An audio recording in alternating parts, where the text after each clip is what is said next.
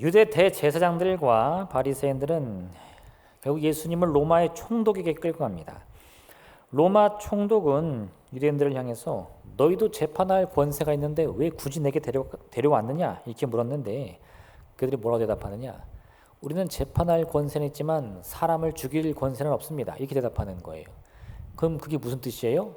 우리가 당신에게 데리고 온 이 사람은 사형을 당했으면 좋겠습니다. 이런 뜻이에요. 그에게 이 사형을 내리고 싶은데 우리에겐 그런 권한이 없으니까 당신에게 데리고 와서 로마의 총독, 실제 권력자인 당신이 이 사람을 좀 죽여주십시오. 그런 뜻입니다.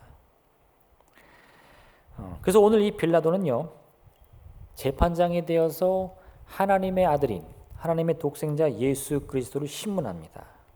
근데 우리는 이 본문의 모습을 보면서 누가 진정한 심판자이고 누가 진정한 권세자인가 그걸 깨달아야 돼요. 그래서 오늘 이 본문의 내용을 함께 살펴보겠습니다. 첫 번째 여러분, 우리는 이 세상에 속한 자를 볼 수 있습니다. 무슨 뜻이냐? 빌라도가 예수님께 내가 유대인의 왕이냐라고 물으니까 예수님이 저지른 죄가 아마도 이 정치적인 문제일 것이다라고 추측한 것을 우리가 알 수 있어요. 네가 왕이냐? 이건 진짜 네가 정말 왕의 피를 이어받았느냐? 왕의 권세가 있느냐? 이걸 물어본 게 아니고 너는 스스로를 왕이라고 주장해 왔느냐? 이걸 묻는 거예요. 이게 무슨 뜻이냐면 우리가 당시 이 이스라엘, 예수님 당시의 이스라엘의 상황을 좀 알아야 되는데 기원전 160년, 그러니까 예수님이 이 땅에 오시기 한 160년 전경쯤에 이스라엘 아주 큰 혁명, 반란이 일어납니다. 당시 이 이스라엘 민족, 유대인들을 통치했던 사람들은 이 알렉산더의 후계자들이었어요. 셀류코스 왕조라고 부르는데 그 알렉산더 왕이 죽고 나서 그의 후계자로 세움받은 왕 중에 하나가 유대 민족을 다스렸어요. 근데 그 왕이 어찌나 그리스 문화를 좋아하는지 이 그리스 문화로 유대인들을 통치합니다. 우리는 흔히 이렇게 생각하면 좋은데 만약에 이제 우리나라가 힘들고 어려울 때 다른 나라가 도와준다고 하면서 우리나라 사람을 도와주는데 우리나라 사람을 막 일본 사람 취급하는 거예요. 당신들 똑같은 일본인 아니냐? 일본이 훨씬 잘 사고 문화가 더 발전했으니까 일본말 해라. 막 이렇게 한다면 우리 기분이 좋겠습니까? 할렐루야. 네. 네. 이 참 우리나라도 역사적인 배경이 있잖아요. 그냥 덮어놓고 내가 한국인으로 태어났으니까 일본은 무조건 싫어해야지 이런 건 아니잖아요. 그렇죠? 네. 우리나라도 역사적인 사건이 있으니까 당한 게 있고 상처가 있으니까 왠지 일본 사람 그러면 아이 저 쪽발이들 막 이런 생각이 불쑥불쑥 드는 건데 이 유대인들도 그런 생각이 있는 거예요. 그리스 문화로 자기들 통치한다니까 막 기분이 나쁜 거예요. 그런데 더 나아가서 이 셀류코스 왕조가 유대인들에게 그리스 문화를 행할 것이 아니면 다 죽이겠다는 겁니다. 그래서 심지어는 예루살렘 성전에다 막 제우스 신상을 가져다 놓고 유대 제사장들을 불러가지고 번제를 드리는데 돼지고기로 만들게 하는 거죠. 유대인들 제일 싫어하니까. 막 그런 식으로 유대인들을 비박하니까 결국은 참지 못하고 이 유대 제사장 중에 한 명이 반란을 일으킵니다. 근데 이 제사장 가문의 한 사람이 일어나서 반란에 이 깃발을 드니까 그 당시 마음에 상처가 있던 많은 유대인들이 그 사람에게 힘을 모아줬어요. 그래서 마카비 혁명이 일어납니다. 근데 그 마카비 혁명을 통해서 유대인들이 그를 왕이라고 하는 거예요. 그 마카비 가문에 있는 사람들을 하스몬 왕조라고 불렀습니다. 그러니까 지금 이 빌라도가 예수님을 향해서 네가 유대 왕이냐라고 묻는 것은 당신이 진짜 유대 왕입니까? 묻는 게 아니라 너도 그 마카비처럼 유대인들을 이렇게 충동질해가지고 반기를 들려고 하는 거냐? 반란을 일으키려고 했던 거냐? 이걸 묻는 거예요. 근데 그런 총독의 질문에 예수님은 이런 대답을 하십니다. 내 나라는 이 세상에 속한 것이 아니니라. 만일 내 나라가 이 세상에 속한 것이었더라면 내 종들이 싸워 나로 유대인들에게 넘겨지지 않게 하였으리라. 이제 내 나라는 여기에 속한 것이 아니니라. 무슨 말입니까? 예수님은 사실 왕이 맞습니다. 유대의 왕이요, 만왕의 왕이요, 온 인류의 왕이죠. 그 사실이 틀린 건 아니에요. 그런데 그 사실을 잘 이해해야 되는데 예수님이 왕이다, 유대의 왕이다 라는 말은 당시의 사람들이 생각하든 혹은 지금 이 빌라도 총독이 생각하든 사람들의 마음을 모으고 힘을 모아서 칼을 들고 뭔가 혁명을 일으키고 로마랑 싸운다 이런 뜻을 품은 게 아니라는 겁니다. 왜요? 예수님의 나라는 세상에 속한 것이 아니기 때문에. 그런데 사람들이 그런 예수님의 뜻을 이해하지 못했어요. 예수님이 언제 그런 의미를 숨긴 적이 있습니까? 예수님이 이 땅에 반란을 일으켜 왔는데 이걸 내가 숨기겠다 이렇게 하신 적 있습니까? 아니요. 예수님은 스스로 모든 것을 다 밝히 말씀하셨고 그 의미를 하나도 숨긴 것이 없다 말씀하셨어요. 근데 왜 사람들이 그런 예수님을 계속 오해하며 네가 유대의 왕이냐? 너 힘을 얻고 싶은 거 아니냐? 너도 왕이 되고 싶은 거 아니냐? 이렇게 물었느냐? 예수님의 말씀을 전혀 이해하지 못했기 때문입니다. 특히 유대 제사장들과 바리새인들은요, 혹여 예수님이 자신들이 생각하는 것처럼 이 세상의 힘과 권세를 얻어서 이 세상 나라의 왕이 되기를 꿈꾸는 사람으로 생각했어요. 그럼 어떤 일이 벌어지느냐? 예수님이요, 이 마카비처럼 혁명을 일으켜 스스로 왕으로 내세우면서 유대 민족을 통치하는 거죠. 그러면 그 순간에 가장 큰 위험에 처하게 될 사람들이 누굽니까? 네, 지금까지 유대 민족을 다스렸던 자신들인 거예요. 대제사장들, 바리새인들, 서기관들, 한마디로 이 유대 종교 지도자들, 이 공의회 회원들이 가장 큰 어려움에 처하는 거죠. 왜요? 지금까지는 우리가 유대 민족을 다스렸는데 새로운 왕이 생겼습니다. 그럼 이제 자기 자리 다 내려놓고 떠나야죠. 그러다 보니까 이 제사장들과 바리새인들, 서기관들은 예수님을 인정할 수가 없는 거예요. 총독 빌라도가요, 유대의 관습에 따라서 유월절이 되면 너희들은 죄인 한 명을 놓아주는 관례가 있는데 그럼 내가 이 유대의 왕 예수를 놓아줘도 되겠느냐 물어봤더니 그들이 뭐라고 말합니까? 이구동성으로 아니요, 예수는 십자가에 못 박고 바라바를 살려주십시오 이렇게 말해요. 성경은 또 뭐라고 말하냐? 이 바라바는 강도라는 겁니다. 여기서 또 하나 주목할 게 있는데 이 바라바를 강도로 표현했던 이 원어, 헬라어 레스테스라는 단어는요, 우리가 흔히 생각하듯 강도야 이렇게 말할 때 그 강도가 아닙니다. 여기 말한 이 레스테스라는 말의 의미는 큰 힘을 가지고요, 이 개인적인 유익을 위해서 남의 것을 훔치는 게 아니라 정치적인 테러범이나 아니면 역모를 꿈꾸는 사람이나 아니면 이 대규모 무장 조직의 우두머리를 뜻해요. 그러니까 바라바는 강도다, 바라바는 레스테스다. 무슨 뜻입니까? 큰 이 반란을 주도했던 사람이었다는 겁니다. 다시 말해 네가 유대의 왕이냐? 라고 물었을 때 그 의미를 누구에게도 또 말했었던 거예요? 바라바에게도 했었던 겁니다. 그 바라바가 바로 그 반란의 주동자였다는 거예요. 그래서 그 둘을 놓고 비교했는데 유대인들은 누가 더 낫다고요? 네, 예수님은 죽이고 바라바를 살려달라는 겁니다. 우리는 이 장면을 통해 아직까지도 이 세상에 속한 것이 아니라 하늘에 속한 이 예수님의 그 진정한 가치를, 그 의미를 사람들이 몰랐다는 것을 알 수 있어요. 왜요? 야, 그 예수라는 자는 아주 위험한 사람이야. 세상의 권세를 얻고 이 나라 왕이 되려는 사람이야. 이런 오해가 그들이 아주 가득했다는 겁니다.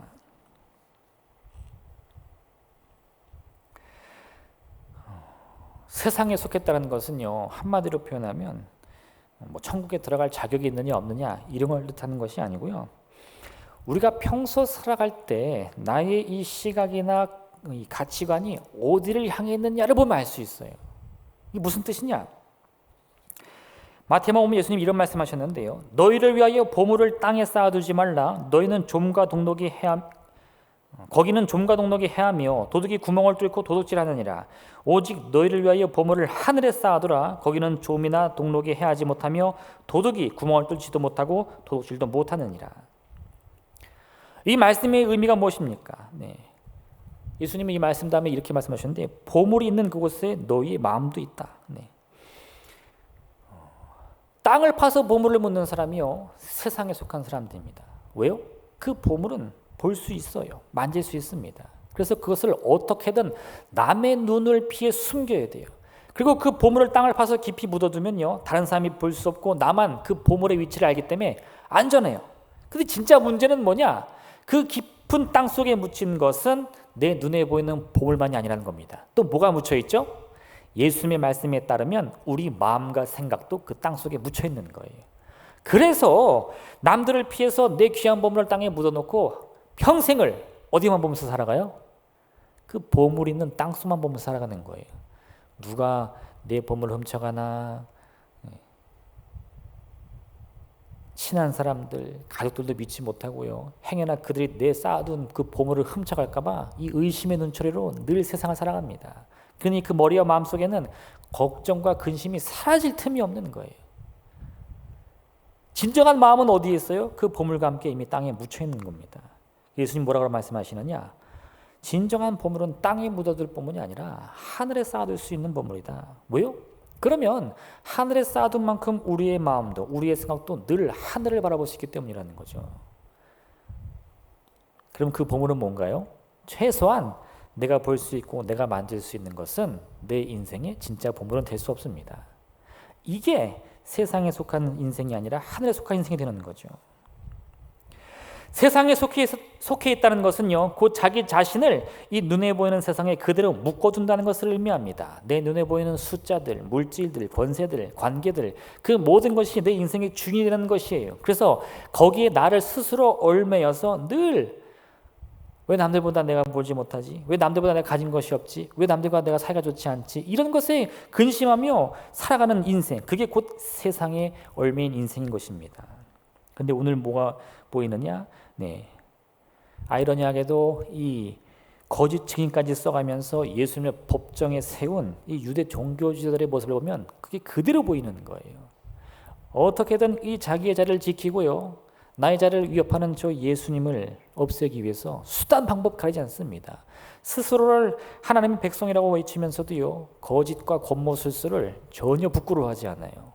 내 목적만 이룰 수 있다면 기꺼이 행한다는 겁니다. 왜요? 내 땅 속에 있는 보물을 지켜야 되니까. 이 종교주의자들이 보기에는요, 예수님은 두려운 존재였습니다. 왜냐? 내가 땅에 묻어둔 그 보물을 훔칠 수 있는 능력이 예수님께 있었기 때문인 거예요. 사람들의 마음을 모으고 그 입술의 말씀은 권세가 있었습니다. 그 손길을 통해서 많은 능력이 나타났어요. 언제 나를 추종하던 사람들이 떠나갈지 모를 일이었습니다. 그래서 늘 전전긍긍하니까 어떤 일이 벌어져요? 내 땅속의 보물을 지키기 위해서 예수님을 죽여야 된다 이겁니다. 그래서 여러분, 우리 자신을 세상에 묶어서는 안 돼요. 내가 이 세상에서 살아가고 있긴 하지만, 그렇죠? 네, 우리가 뭐 하늘에 살고 있는 건 아니잖아요. 우리가 세상에 살고는 있지만 내가 세상에 속한 인생이다 이런 생각을 가져서는 안 돼요. 우리 인간의 진짜 능력이라는 것은요, 꼭 눈에 보이는 육신의 힘만 있는 게 아닙니다.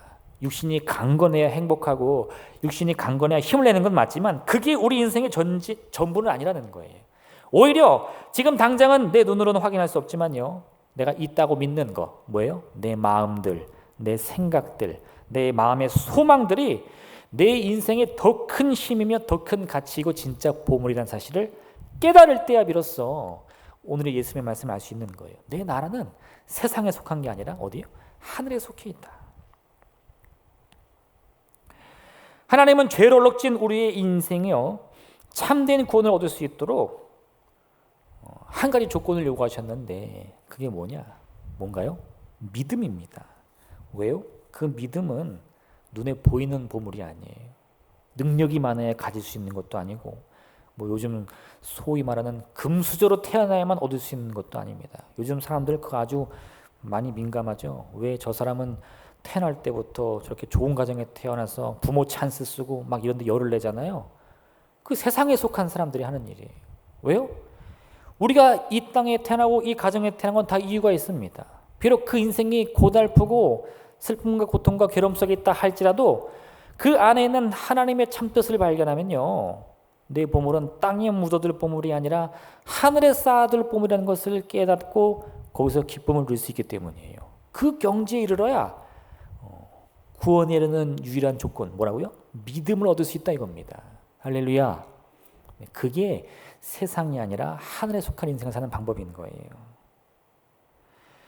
예수님을 나의 구세주로 고백하면서요, 그 부활의 영광을 우리 마음 가운데 품을 때 우리는요, 내 눈에 보이는 이 세상이나 환경이 얼마나 무의미한 것인지를 알게 됩니다. 아무 의미 없는 건 아니에요. 큰 의미가 있겠죠? 그러나 그것이 전부가 아니며 그것이 내 인생을 좌지우지할 만큼 주인 행세를 할 만한 힘은 아니라는 것을 안다 이거예요. 베드로가 예수님께 원수를 사랑하려면 한 7번 용서하면 되지 않겠습니까? 이렇게 말을 했어요. 이가 대단히 큰 어떤 자비와 긍휼을 베푼다는 뜻이었는데 예수님 그렇게 말씀하십니다. 그것이 아니고 7번이라도 70번이 되든 용서를 해줘야 된다 이라는 겁니다. 베드로가 말한 7번이라는 것은 세상에 속해 있는 인생이 최선을 다하는 모습입니다. 예수님, 제가 아주 마음을 결단하면 최소 7번은 용서할 수 있을 것 같아요. 자랑스럽게 말하는 거거든요. 근데 예수님은 그 정도로 안 된다는 겁니다. 7번씩 70번이 되더라도 그 용서가 멈춰서는 안 된다는 건데, 그를 어떻게 할 수 있습니까? 어떻게 할 수 있어요? 사람으로서는 할 수 없지만 하나님을 믿고 하나님을 의지하면 어때요? 가능하다 이겁니다. 세상에 속하지 않고 하늘에 속한 인생을 꿈꾸며 바라보니까 그게 가능하더라 이거예요.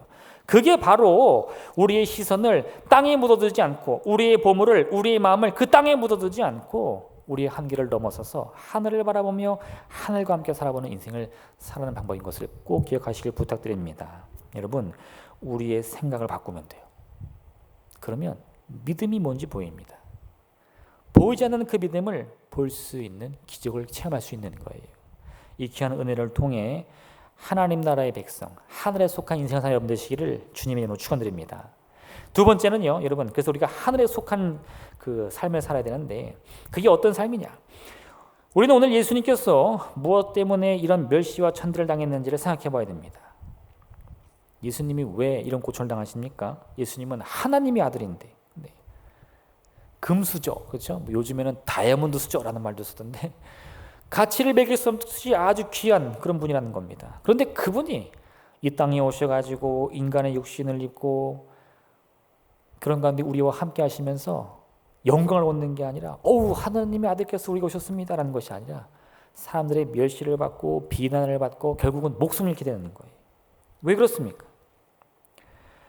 예수님은 이미 처음부터요, 하나님의 아들이신 이 예수 그리스도가 이 땅에 오신 목적이 영광과 존귀가 아니라 멸시와 천대를 받으며 십자가에 달려 죽으려고 왔다는 것을 말씀하셨어요. 그 목적이 뭐라고요? 우리 인류의 죄를 대신 담당하기 위해. 거기 목적이 있는 겁니다. 즉 예수님은요, 지금 편안한 삶을 사느냐, 사람들에게 인정을 받느냐, 이거 안 중요해요. 뭐가 중요하느냐? 온 인류의 죄를 대속하는 게 예수님의 유일한 목적이라는 겁니다. 하나님의 독생자가 유대의 종교 지도자에게 끌려가고 로마의 총독에게 끌려가고 신문을 받고, 여기서 신문 받는다는 것은요, 우리가 가볍게 생각하면 안 돼요. 우리도 잘 알잖아요. 많은 이 모멸감 속에, 그렇죠? 비난 속에서 받는 거예요. 지금 뭐 성경에는 그런 말이 안 나오지만 이 빌라도나 아니면 제사장들이 아주 이 위험 있는 말로 아주 이 예의를 지켜가며 예수님을 신문했겠어요? 뭐 가진 모욕을 다 했을 겁니다. 근데 왜 그런 비난을 받아야 되느냐? 그래야 하나님의 아들이 우리의 죄를 짊어질 수 있기 때문이라는 거죠. 그게 오늘 예수님이 우리에게 보여주시는 하늘에 속한 인생의 비법입니다. 그 인생의 목적은요, 예수님의 십자가였던 거예요. 비록 우리는 이 땅에 살아가면서 우리가 바라는 만큼 많은 부귀와 영화를 다 누리지는 못할 수도 있습니다. 꿈꿔왔던 그 모든 재물들, 권세들, 영광들을 우리가 다 이루지 못할 수는 있어요. 끝까지 인생을 살았음에도 불구하고요. 그런데 그렇다고 해서 우리가 실패한 인생이라거나 불행한 운명이라고 탓할 것이 아닌 것은, 진짜 근본 목적은 그런 눈에 보이는 부귀, 영화, 공명 이런 거 있는 것이 아니고 내 진정한 보물을 발견할 때 그것을 얻는 것으로 깨달을 수 있기 때문이라는 겁니다. 예수님이 그 모멸 속에, 비난 속에 피를 흘려 죽게 됐지만 누구도 예수님을 실패자라고 말하지 않습니다. 왜요? 예수님의 진짜 목적인 그 십자가의 구원을 이루셨기 때문에. 마찬가지예요. 우리가 비록 내가 바라는 만큼 또는 남이 내게 기대한 만큼의 성공은 이루지 못할지 모르겠지만요, 내 진짜 인생의 보물이 무엇인지를 알고 그것을 하늘에 쌓아두는 비법을 발견했다면요, 그 인생은 결코 실패한 인생이 아니라는 겁니다. 부자와 거지 나사로 이야기가 있죠. 부자는 자기 집에서 매일같이 성대한 잔치를 베풀 만큼 아주 부자였습니다. 그럼 매일매일 귀한 손님들을 모시고는요, 진귀한 음식 대접했어요. 자기 아주 멋진 옷을 자랑했습니다. 그런데 똑같은 시간에요, 이 거지 나사로는 늘 배가 고팠어요. 얼마나 소망이 없는지 그 잔치가 벌어지는 이 부자의 집에 가가지고 그 문 앞에서 혹여나 이 잔치상에서 떨어지는 음식이 있나 그것만 바라보는 인생이었어요. 하루 종일 아침부터 저녁까지 혹시나 음식이 남은 게 있으면 좀 주지 않을까, 그것만 갈구하는 인생일 수밖에 없었다는 겁니다. 근데요, 이 부자는 나사로에게 눈길조차 주지 않아요. 그 나사로를 반기는 것은 오직 그 부자가 기르던 개였습니다. 개.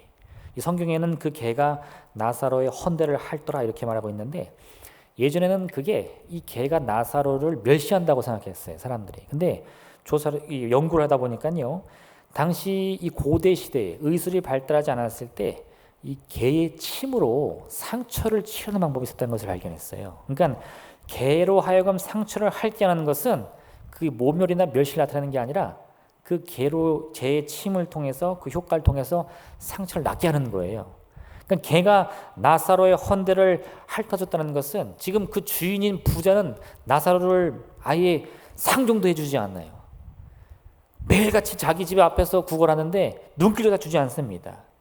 근데 그 주인에게 충성해야 할 이 주인의 개들은 그 나사로를 긍휼히 여겼다는 거예요. 그러니까 이 거지 인생이 얼마나 비참합니까? 사람으로서는 인정도 못 받고 기껏해야 개가 와서 위로해 줄 정도로.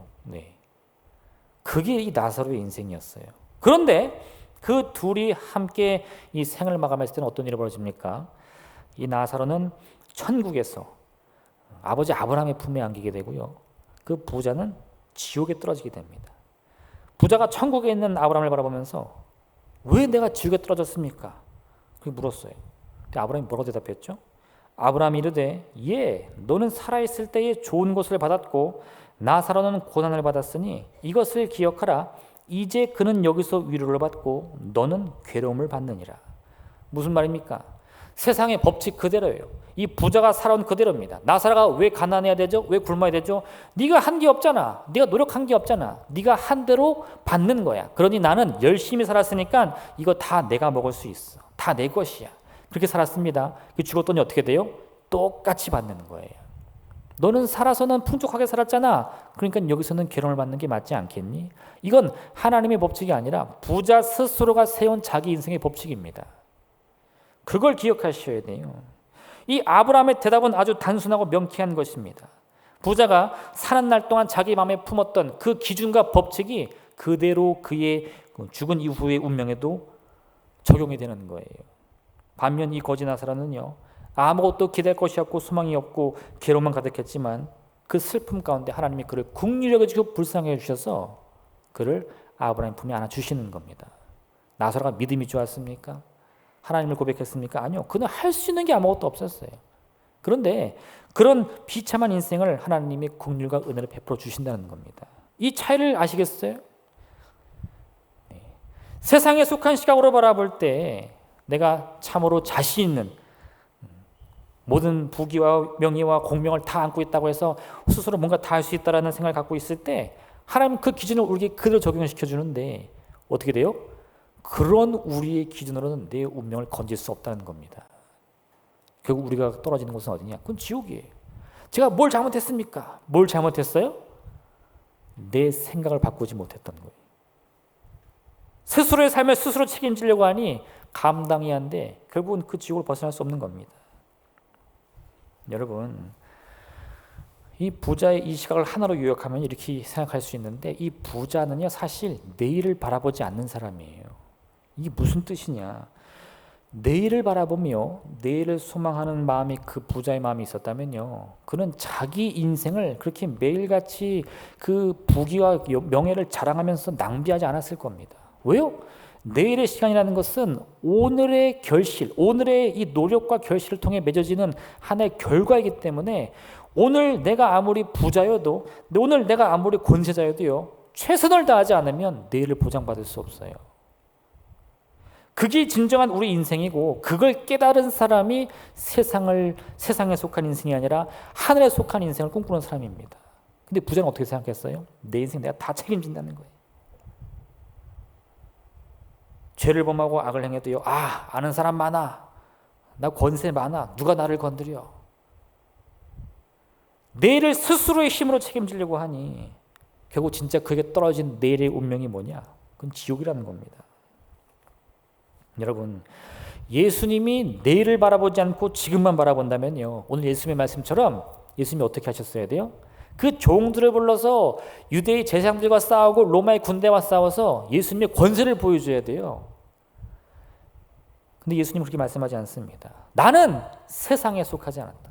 내 나라는 세상에 속한 나라가 아니다. 그래서 그거 관계없다는 겁니다. 지금 비록 하나님의 아들이 이 죄와 허물로 가득한 인간들 앞에서 모든 가진 멸시와 천대를 당하지만 상관없다는 거예요. 왜요? 예수님께 바라보는 것은 내일이니까. 오늘의 이 십자가의 고난을 통해서 온 인류가 구원을 얻게 됩니다. 생명을 얻게 됩니다.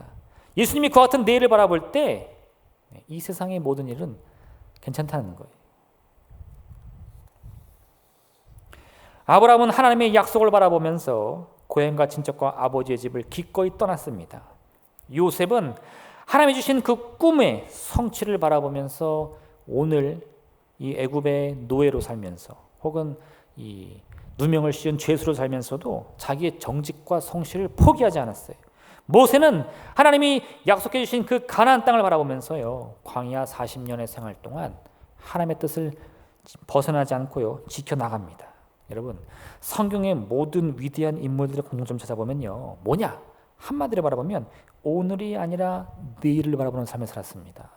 그래서 오늘의 이 모든 환경들을 견딜 수 있는 거예요. 그것이 기쁨이든 그것이 슬픔이든 그것이 고난이든 다 견딜 수 있습니다. 하나님 나라의 백성의 삶이란 바로 이와 같습니다. 오늘 하루 우리가 베푸는 자비와 공률의 씨앗이 내일 반드시 풍성한 은혜의 열매를 맺게 된다는 사실을 믿으셔야만 돼요. 당장은 눈에 보이지 않고요, 당장은 내 피부로 느낄 수 없지만 내가 지금도 정직의 씨앗을, 또 긍휼의 씨앗을, 자비의 씨앗을, 용서의 씨앗을 심는다면 나의 내일은 오늘보다 더 낫다는 그 믿음을 가질 수 있어야 한다 이거예요. 그러므로 너희는 하나님이 택하사 거룩하고 사랑받는 자처럼 긍휼과 자비와 겸손과 온유와 오래 참음의 옷을 입고 누가 누구에게 불만이 있거든 서로 용납하여 피차 용서하되 주께서 너희를 용서하신 것 같이 너희도 그리하고 이 모든 것 위에 사랑을 더하라. 이는 온전하게 매는 띠니라. 오늘만 바라보는 사람에게는요, 이 사랑의 씨를 심는다는 것은 하나의 낭비로 볼 수 있습니다. 야, 그거 해서 뭐해? 그거 심어서 언제 자라고 언제 열매 맺냐? 당장 너를 위해 써야지. 그런데 여러분, 내일을 바라보는 사람에게는요, 오늘 그 일이 나에게 아무런 가치가 없이 느껴진다 할지라도요, 씨앗을 심지 않는 행위야말로 자신을 멸망으로 이끈다는 사실을 잘 아는 사람들이에요.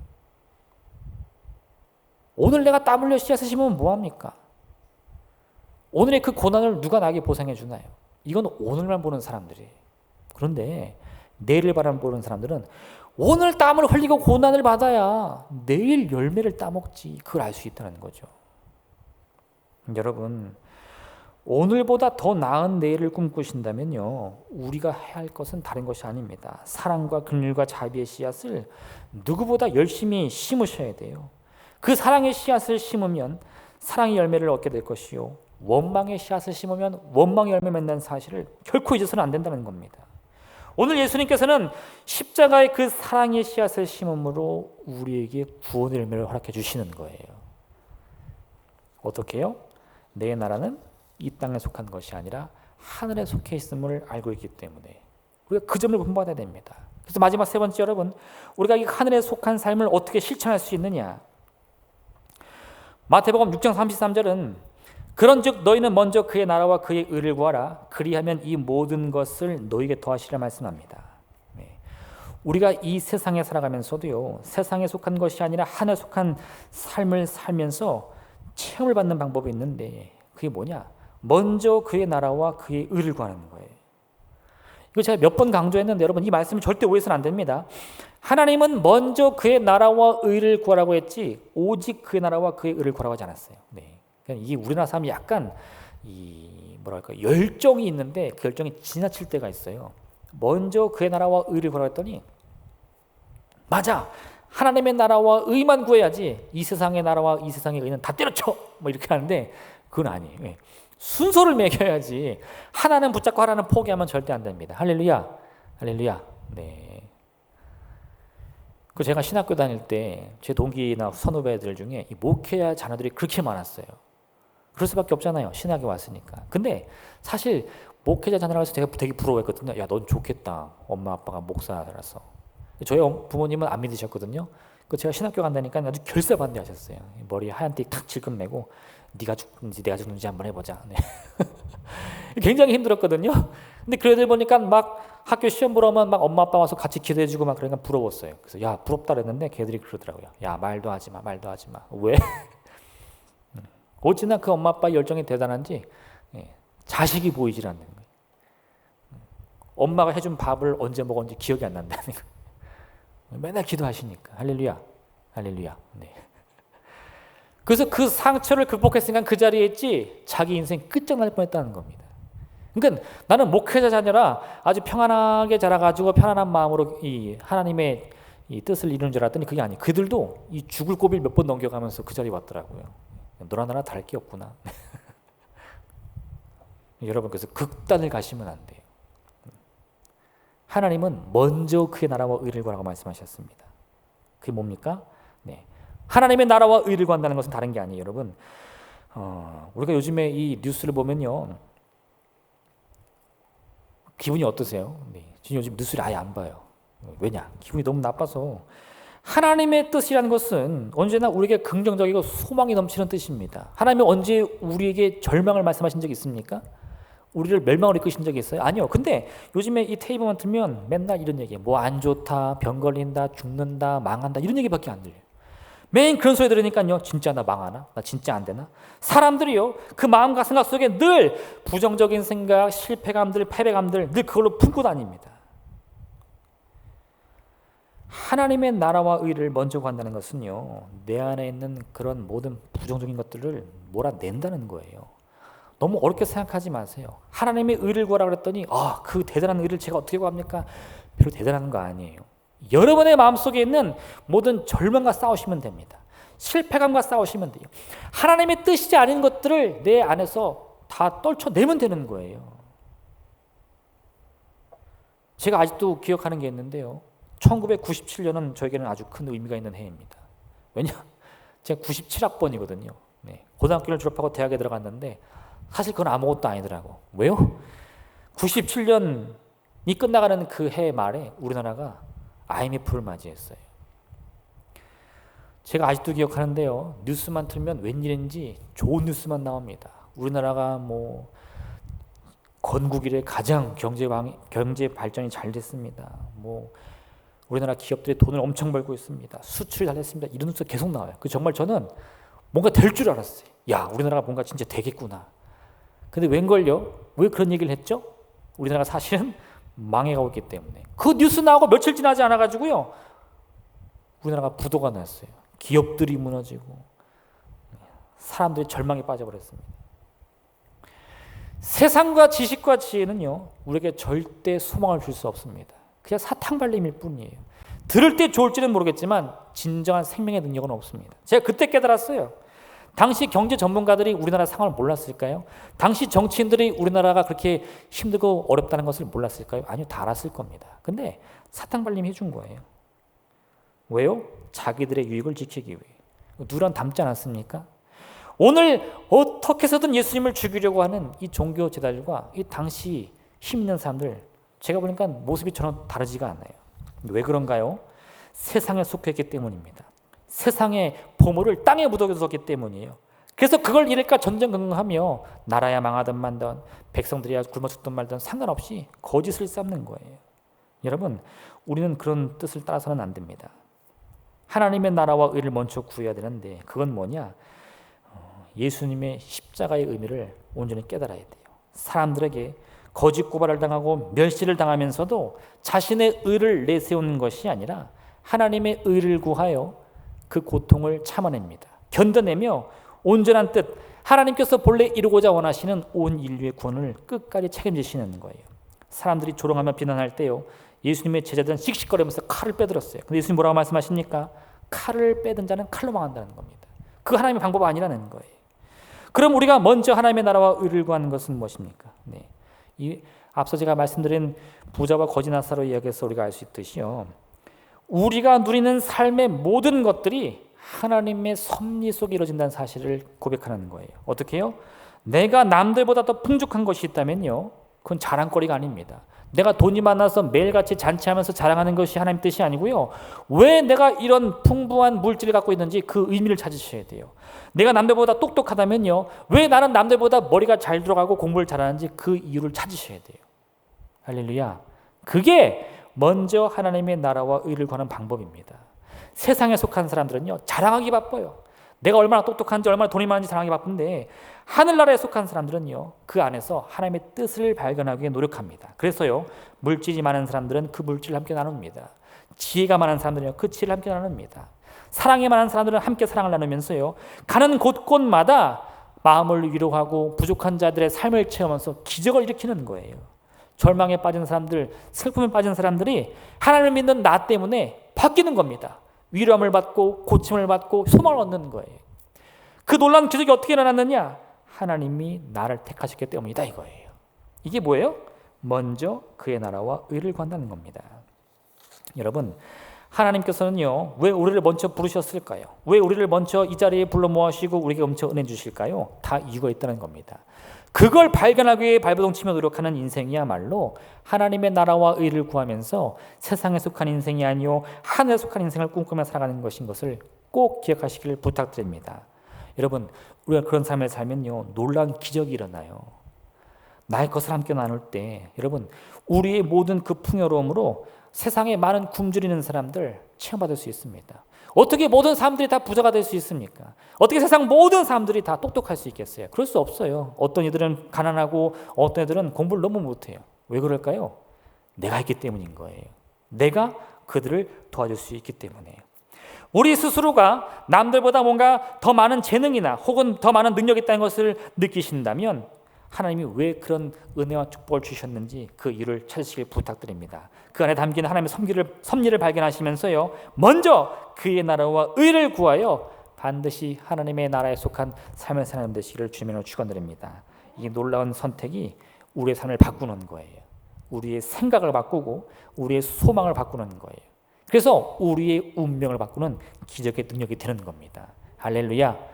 이 귀한 은혜를 통해서요, 예수님의 그 십자가, 나도 함께 나의 십자가를 지고 그 뒤를 따라가며 하나님의 참내 백성의 삶을 사는 여러분 되시기를 주님의 이름으로 축원드립니다.